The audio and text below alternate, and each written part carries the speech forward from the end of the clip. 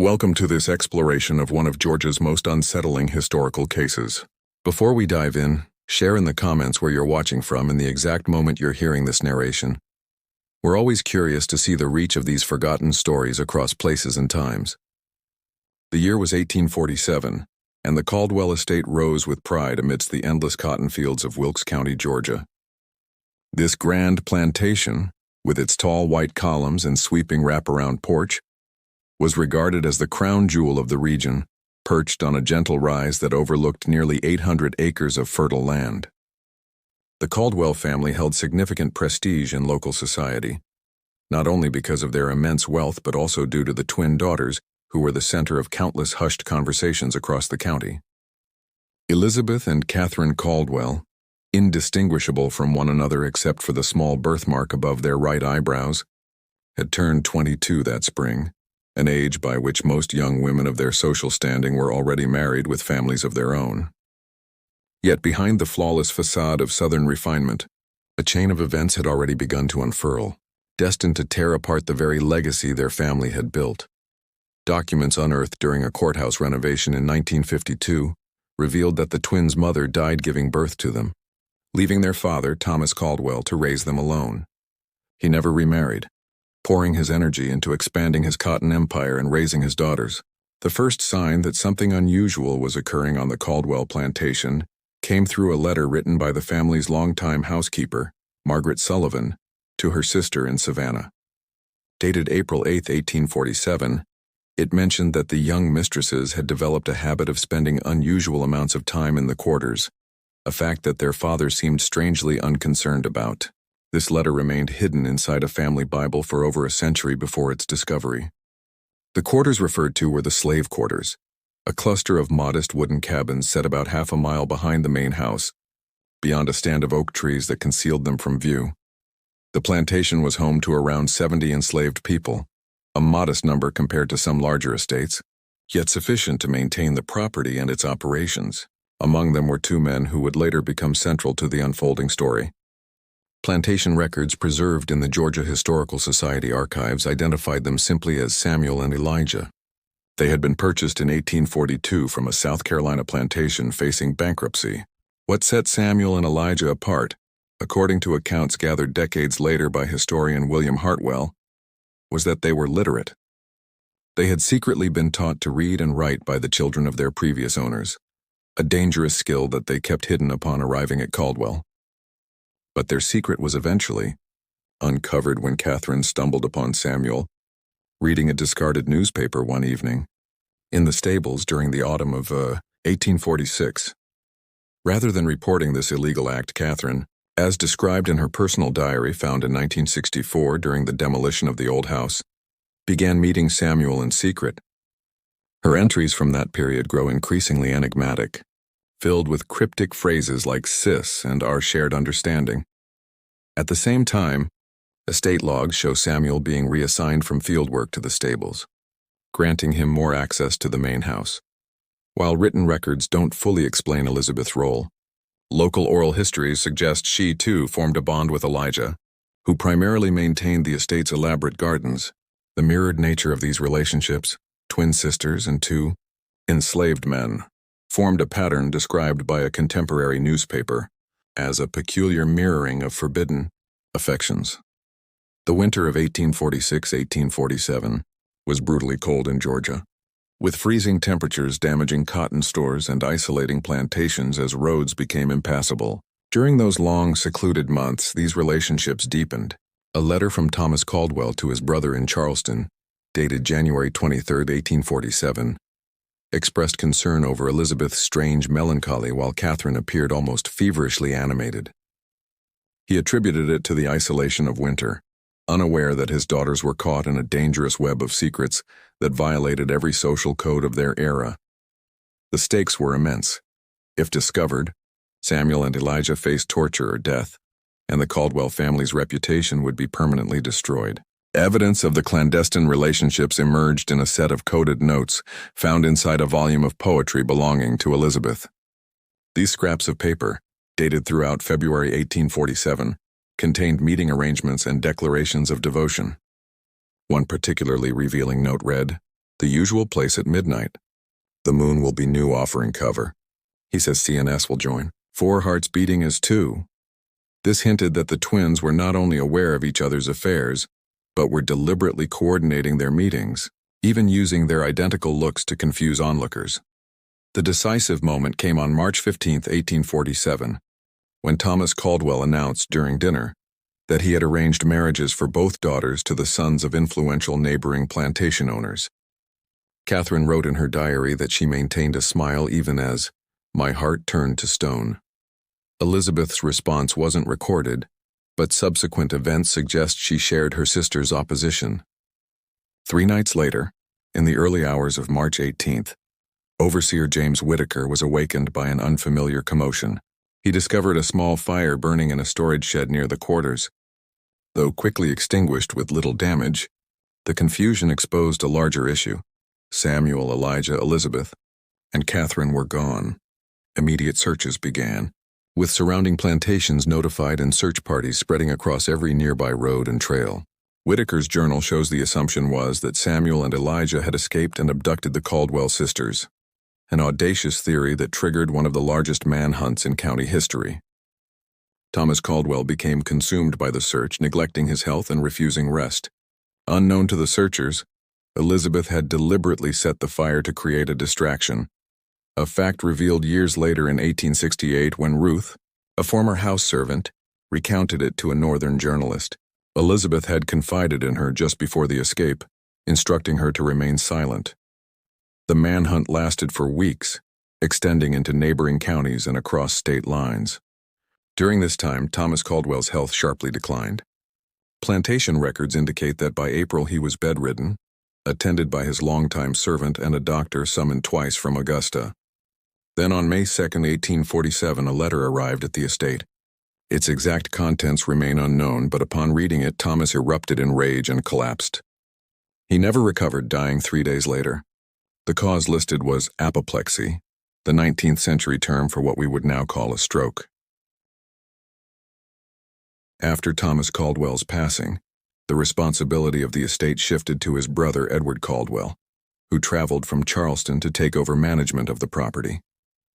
As Edward meticulously examined the plantation's records and Thomas's personal effects, he stumbled upon a shocking revelation hidden within Thomas's private study. There, inside a small wooden box, were marriage certificates, crudely crafted yet signed, documenting the unions of Elizabeth Caldwell to Elijah and Catherine Caldwell to Samuel on the night of March 17, 1847. Alongside these certificates was a letter written by Catherine, in which she confessed that she and her sister had fallen in love with the 2 men and, fully aware that their father would never give his consent, had orchestrated a plan to flee together. The letter detailed months of secret preparation, saving small possessions, gathering resources, and devising a way to travel north to states where they might build new lives free from the constant danger of capture and separation. What unsettled Edward most was the realization that the twins had not been kidnapped, but had chosen to leave, abandoning their social privilege, their family name, and their entire world for what Catherine called the only true happiness we have ever known. The letter ended with a plea for their father's understanding and forgiveness, though Catherine acknowledged the improbability of either. After consulting with lawyers and family allies, Edward made a consequential decision. He concealed the truth. He placed the certificates and letter back into the wooden box, sealed it, and presented a public narrative claiming that his nieces had been abducted, perhaps even murdered by runaway slaves. The official search shifted its focus from rescue to recovery, seeking bodies instead of living fugitives. This fabricated account endured for nearly 20 years, until a dramatic turn in 1865 brought the truth to the surface. After the Civil War and the abolition of slavery, a woman appeared at the diminished Caldwell plantation, now reduced to a fraction of its former size and struggling under new economic pressures. She introduced herself as Margaret Johnson, but her resemblance to the long-vanished Caldwell twins was undeniable. She requested to meet Edward Caldwell, who still managed the property under strained circumstances. Witnesses among the household staff later recounted that the meeting inside the study lasted several hours, punctuated by raised voices that occasionally carried through the closed door. When Margaret Johnson finally departed, Edward emerged visibly shaken and withdrawn. He offered no explanation to anyone, but immediately began liquidating what remained of the estate. Within 6 months, he sold the plantation and returned to Charleston, where he lived reclusively until his death in 1871. The truth of that meeting remained a mystery for decades, until 1958, when Edward's granddaughter donated a collection of family letters to the Georgia Historical Society. Among them was a lengthy letter Edward had written to his wife the day after the meeting, revealing that Margaret Johnson was in fact Catherine Caldwell, now living under her husband Samuel's adopted surname, Johnson. Catherine explained that she, Elizabeth, Samuel, and Elijah had successfully escaped to Philadelphia, where abolitionists and members of the free black community helped them create new identities. Elizabeth and Elijah had taken the surname Davis and moved north to Boston, where Elijah worked as a carpenter. Samuel, skilled with horses, established a modest but thriving livery stable, while Catherine supported the family as a seamstress. Together they raised families. Catherine and Samuel had 3 children, Elizabeth and Elijah too, none of whom knew the true story of their mother's origins.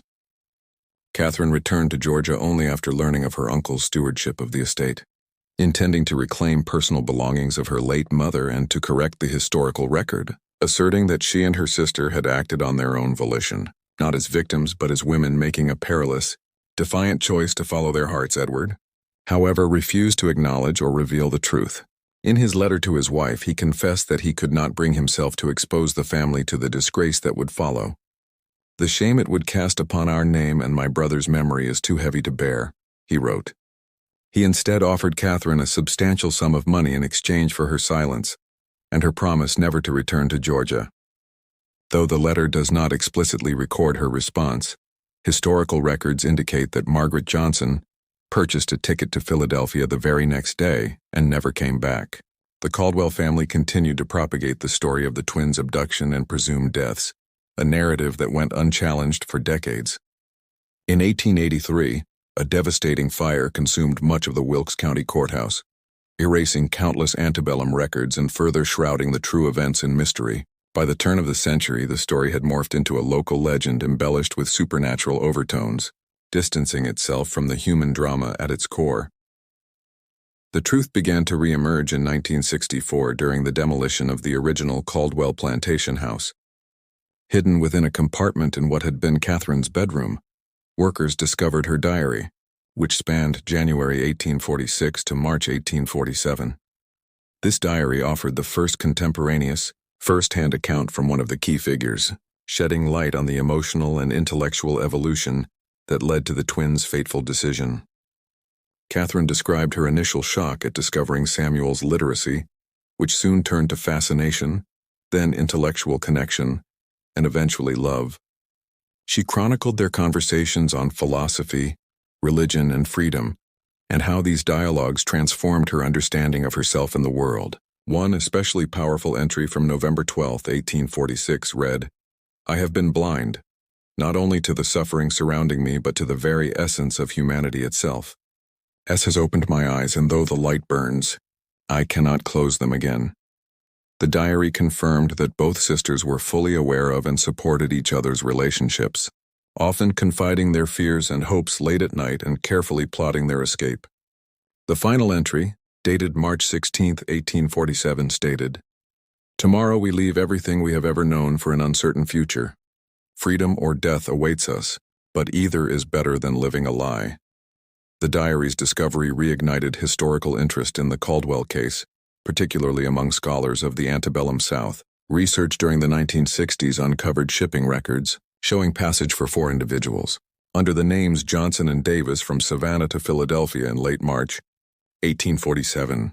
Census records from Philadelphia in 1850 list Samuel and Catherine Johnson as mulatto, living in a predominantly black neighborhood with 2 children, while Boston records from the same era identify Elijah and Elizabeth Davis with 1 child, also classified as mulatto.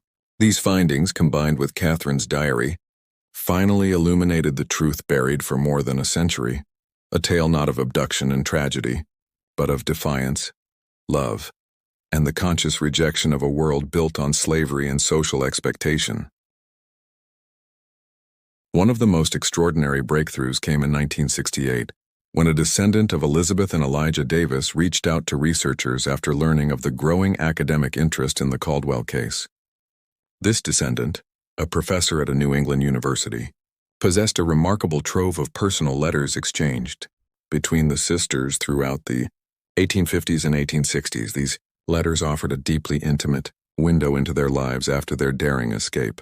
They revealed two women who, despite the immense sacrifices they had made, found meaning and fulfillment in the lives they built for themselves.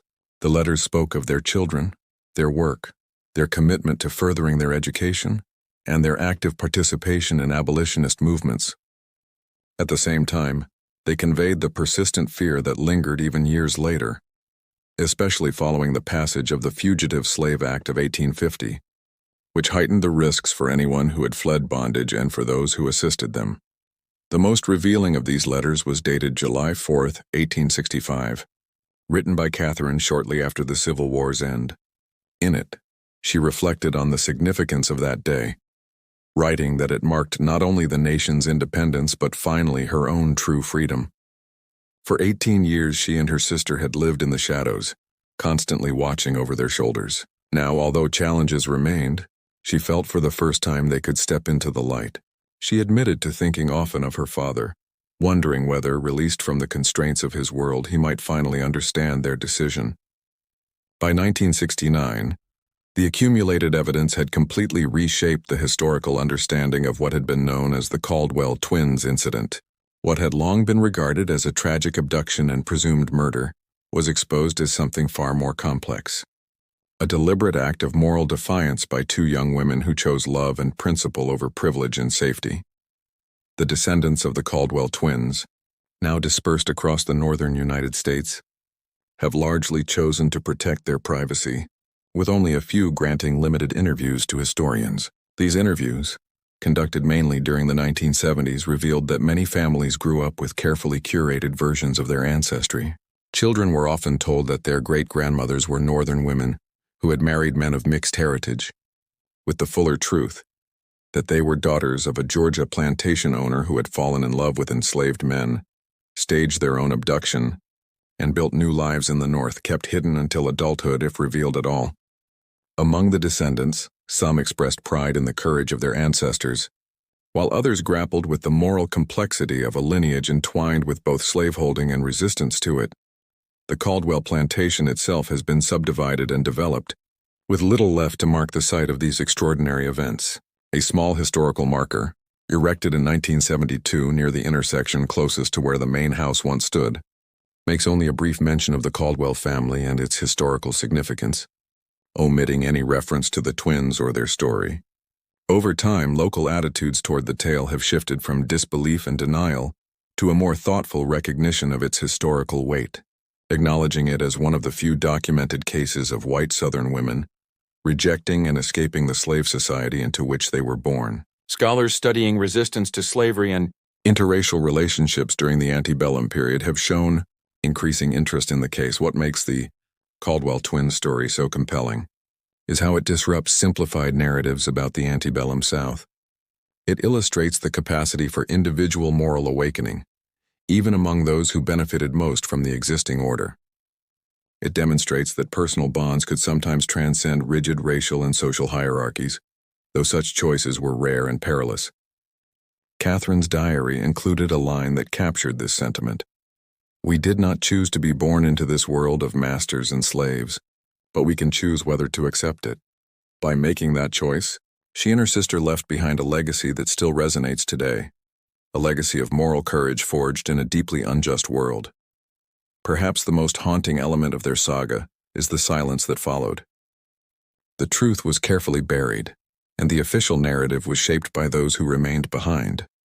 It is a reminder of how many similar stories may have been erased from history, how many acts of resistance, large and small, have vanished without a trace. What remains of Elizabeth and Catherine Caldwell, of Samuel and Elijah, survives only through scattered fragments, letters, diary entries, and official records that document their existence without fully capturing their lived experiences. Census documents tell us when and where they lived, but not the texture of their dreams, fears, or triumphs. we are left to imagine the immense courage it took to step into the night and abandon everything familiar for an uncertain promise of freedom. The plantation house where they grew up is gone. The fields where Samuel and Elijah once labored have been transformed beyond recognition. What endures is the story itself, preserved not in monuments or grand memorials but in family archives, dusty letters, and whispered memories. It continues to echo across generations, challenging assumptions and stirring reflection. The wooden box that once contained the crude marriage certificates, the tangible proof of that audacious pact made in March 1847, has never been found. Some historians speculate that Edward Caldwell destroyed it before his death, unwilling to live with its implications. Others believe it may still exist, hidden in some forgotten collection, awaiting rediscovery like the truth it holds. The search for that truth is ongoing, not only among historians, but among all who seek to understand the tangled complexities of the past. The story of the Caldwell twins endures as a powerful reminder that history is not merely the chronicle of laws, wars, and great men's deeds. It is also the record of personal choices, private convictions, and moments of quiet bravery that can ripple across generations. In 1966, another extraordinary document surfaced during an estate sale in Philadelphia, a small leather-bound journal, water-damaged but mostly legible, discovered in a false-bottom drawer of an antique writing desk. The journal belonged to Samuel Johnson, formerly Samuel of the Caldwell Plantation, and contained entries spanning from 1848 to 1859. This was the first-hand written account from one of the men who took part in the escape, offering new insights into their planning and journey. Samuel's writings detailed months of careful preparation, gathering supplies, studying maps, and memorizing the routes of the Underground Railroad. He described their dangerous 6-week flight north, traveling under the cover of night, hiding during the day, and relying on a clandestine network of allies who risked their own lives to aid them. In one entry dated April 2, 1847, he recounted a harrowing encounter when a patrol stopped their wagon while they were concealed under sacks of grain. Elizabeth, though terrified, addressed the patrol with unwavering composure, claiming to be en route to visit relatives. Catherine trembled beside him in the hiding place, and they all held their breath until the patrol finally moved on. Samuel's journal also delved into his emotional struggles. He wrote candidly about the guilt of leaving behind loved ones still enslaved, the disorienting sensation of newfound freedom, and the constant vigilance required to stay safe in Philadelphia. One especially moving entry from 1852 reflected on his relationship with Catherine. She sometimes speaks of what she left behind for me. I remind her that I know the weight of her sacrifice, perhaps better than she does. There are days when I see her gaze linger on finely dressed women passing by, and I wonder if she regrets her choice. But when she turns to me, I see the same resolve that led her to choose this life, this love, this freedom, imperfect though it may be. His journal revealed that their ties to their former home were not entirely severed. Catherine maintained a discreet correspondence with Margaret Sullivan, the former housekeeper who had once noted their unusual behavior. After relocating to Richmond following Thomas Caldwell's death, Margaret served as a quiet conduit for news from Georgia, informing Catherine about developments on the plantation and the aftermath of their disappearance. These details enriched the historical understanding of their escape, revealing it not as a single event but as a carefully planned, emotionally complex act of resistance that continued to reverberate long after their departure. Through these letters, Catherine discovered news of her father's death and learned that her uncle had taken control of the plantation. This revelation ultimately led to her pivotal decision to return to Georgia in 1865, a journey Samuel described in his writings as reckless but essential for her peace of mind. His reflections after her return indicate that the encounter with Edward Caldwell failed to bring her the closure she had hoped for. Catherine came back more burdened than before, deeply affected by learning that her father had died believing she had been abducted, perhaps even killed, rather than having left of her own free will. This knowledge lingered painfully, a weight Samuel confessed he could not ease. In 1967, researchers uncovered another critical piece of the historical record: baptismal documents from a small African Methodist Episcopal congregation in Philadelphia. These records listed the baptisms of the Johnson and Davis children, each with designated godparents. Notably, Elizabeth served as godmother to Catherine's eldest son, while Catherine held the same role for Elizabeth's daughter, an indication of the enduring closeness between the sisters, despite the upheavals of their new lives. The church records also revealed that both families moved frequently between Philadelphia and Boston, typically every 2 years, likely in response to escalating fears following the Fugitive Slave Act and the constant threat of capture. These relocations reflect the ongoing anxiety that shaped their existence during those years. By 1855, city directories and tax records show that Samuel Johnson had built a modest but stable livery business in a largely immigrant neighborhood of Philadelphia. This enterprise generated enough income for the family to purchase a small home, an impressive accomplishment considering their precarious beginnings just 8 years earlier. Elijah and Elizabeth, meanwhile, had relocated from Boston to a rural community in western Massachusetts by 1854. Records from the area indicate Elijah worked as a carpenter and cabinet maker, while Elizabeth contributed by teaching local children basic literacy and arithmetic.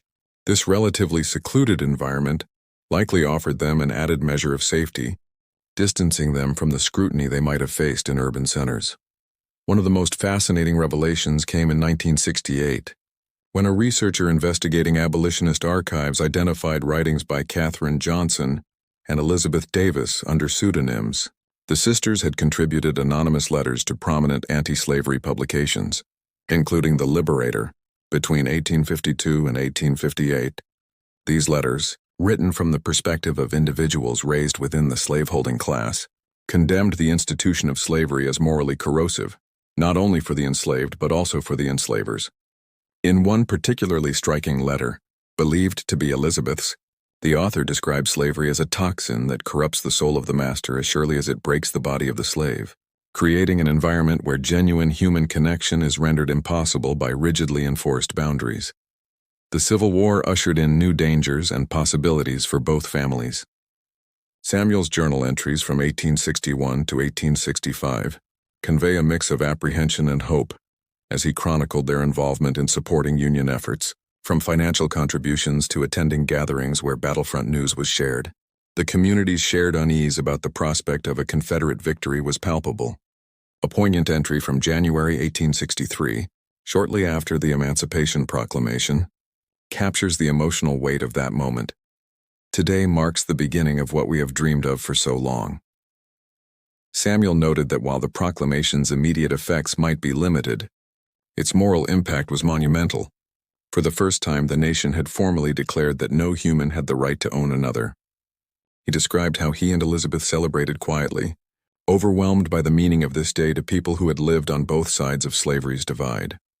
Following the war, the legal abolition of slavery eased their most pressing fears, though records indicate that both families continued to live discreetly, rarely revealing the full truth of their origins even when the threat of re-enslavement diminished. In 1873, tragedy struck when Samuel died unexpectedly of pneumonia at around 50 years old. His death certificate, discovered in Philadelphia's archives, recorded his race as colored and his occupation as business owner, offering no hint of the extraordinary journey that had shaped his life. Catherine never remarried. City records show she managed the livery business with her eldest son's help until 1881, when she sold it and moved to live with her daughter in upstate New York. She passed away there in 1890 at approximately 65 years old. Elizabeth survived her sister by nearly 10 years, dying at her Massachusetts farm in 1900, surrounded by her descendants. Family letters reveal that in her later years, Elizabeth occasionally recounted stories from her youth in Georgia, though always carefully edited to conceal the more dangerous truths of her past. Among the most significant artifacts uncovered was a letter she wrote to her granddaughter on her 18th birthday in 1895, preserved and later donated to the Massachusetts Historical Society. In it, she offered guidance shaped by a lifetime of extraordinary choices. My dearest girl, as you stand at the threshold of womanhood, I wish to impart to you the greatest lesson my life has taught me, that courage is not the absence of fear, but the resolve to act despite it. There will be times when you must choose between what is expected and what is right, between the easy path and the true one. Remember, the hardest road often leads to the greatest freedom. I have known captivity and liberty. though perhaps not as you might imagine. And I can say with certainty that no comfort is worth the cost of a compromised soul. The historical record remains incomplete in many respects. No verified photographs of the sisters have surfaced, though a daguerreotype believed to depict Samuel and Catherine's eldest son, taken in Philadelphia around 1870, is held by the Georgia Historical Society. Observers have noted his strong resemblance to Thomas Caldwell, a living reminder of the tangled family history. In 1969, archaeologists excavating the Caldwell plantation site uncovered the remains of the slave quarters and several artifacts, including a small carved wooden bird that Catherine's diary identified as a gift from Samuel. This simple object now rests in a museum collection, a silent testament to a love that defied the strictures of its era. The story of the Caldwell twins has inspired numerous academic studies, several works of historical fiction, and a stage play, yet it remains relatively obscure outside scholarly circles, perhaps because it disrupts comfortable narratives about the antebellum South. It challenges romanticized myths of plantation life and simplistic regional moral binaries. Its uniqueness does not lie merely in the existence of interracial relationships in the South, which were more common than acknowledged, though typically involving white men and enslaved women, often in coercive contexts, but in the documented case of white Southern women who defied societal expectations, formed genuine romantic bonds with enslaved men, and made the radical decision to flee their positions of privilege to build new lives in freedom. In 1968, during an interview for an oral history project, a great-granddaughter of Elizabeth and Elijah Davis reflected thoughtfully on the legacy of her ancestors. She spoke with reverence, saying that when she considers what they risked, not merely their comfort or social standing, but potentially their very lives, for love and for their convictions, she feels profoundly humbled. They possess the rare strength to look at the world into which they had been born and declare, "No, this is wrong, and I will not be part of it," even when that decision stripped them of nearly everything. That kind of moral bravery, she remarked, is uncommon in any age. The story of the Caldwell twins now occupies a liminal space between documented history and legend. The essential facts, that Elizabeth and Catherine Caldwell vanished from their father's plantation in March 1847, alongside 2 enslaved men, that they later resurfaced in the North under new identities, formed families, and that Catherine returned briefly to Georgia after the Civil War, are well supported by surviving documents. Yet countless details remain elusive, surviving only as fragmented diary entries, letters with missing pages, and fading oral traditions handed down over generations. Like many accounts of women's resistance to slavery, the full narrative has been blurred by time, intentional concealment, and a historical record that often neglected the experiences of those who challenged convention.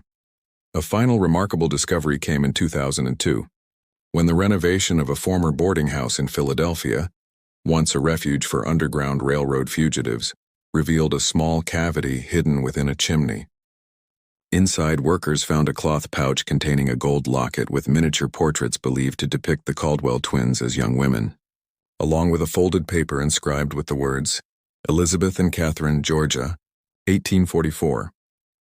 Scholars believe Catherine may have deliberately concealed the locket before her return journey to Georgia in 1865, perhaps as a safeguard should she fail to return. If true, the locket is a poignant acknowledgement of the dangers she faced even after the abolition of slavery, as she confronted the ghosts of her past.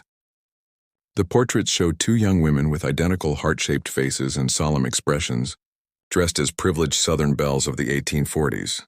Nothing in their refined appearances betrays the extraordinary choices they would make just 3 years later, choices that would lead them to abandon the world these portraits represented and embark on lives of unimaginable change. Today, the descendants of Elizabeth, Catherine, Samuel, and Elijah live across the United States, many unaware of their connection to this remarkable history.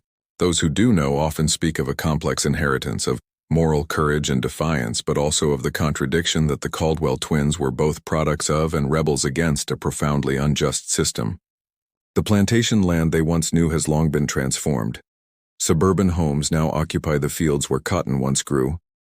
A modest historical marker stands weathered by decades of sun and rain, offering no hint of the human drama that unfolded there. Visitors passing through would never suspect that this quiet intersection was once the site of an extraordinary act of defiance against one of the central social institutions of its time. Perhaps that quiet erasure is fitting. At its core, the story of the Caldwell twins is about unseen connections that cross boundaries imposed by society. It is about quiet acts of rebellion that history often overlooks, and about the courage to imagine a different kind of life than the one prescribed. In her final diary entry before their escape, Catherine Caldwell wrote, "Tomorrow we step into darkness not knowing if we will find light on the other side. But even the darkness of uncertainty is preferable to the false brightness of a life built on others' suffering. Whatever comes, we have chosen our path freely, perhaps the first truly free choice of our lives. That choice, made on a March night in 1847 by two privileged young women and two enslaved men, continues to reverberate through history. It stands as a testament to the power of individual conscience in the face of immense social pressure and the capacity for moral awakening in unexpected places. With each passing year, that echo grows fainter. Those who once remembered the story firsthand are gone. Documents decay and crumble. The physical remnants of the Caldwell plantation sink slowly into the Georgia earth. And yet the story persists, a whisper from the past with the power to unsettle and inspire. It calls on us to confront our own lives, our compromises, our courage, or lack thereof, in the face of injustice. In this way, the story of the Caldwell twins is not merely about the past. It is about the present and the future, about the choices we make, the boundaries we challenge or accept, and the kind of world we choose to build or preserve. Their legacy is not captured in statues or plaques, but in the ongoing human effort to acknowledge and honor one another's humanity, no matter the cost. And so the story returns to its beginning. Four young people stepping into the darkness of a Georgia night, leaving everything familiar behind for the uncertain promise of freedom. We now know they reached that freedom, imperfect though it was. What remains beyond our grasp is a full measure of the courage it required to take that first step, to turn their backs on the only world they had ever known, and to embrace an unknown future rather than accept a compromised present. In that single moment of choice lies the heart of their story, a moment that continues to resonate, asking each of us what we might be willing to risk for love, for justice, for the chance to live by our deepest values, rather than by society's expectations. It is a question without a simple answer, yet one worth asking again and again as we navigate our own darkness in search of light.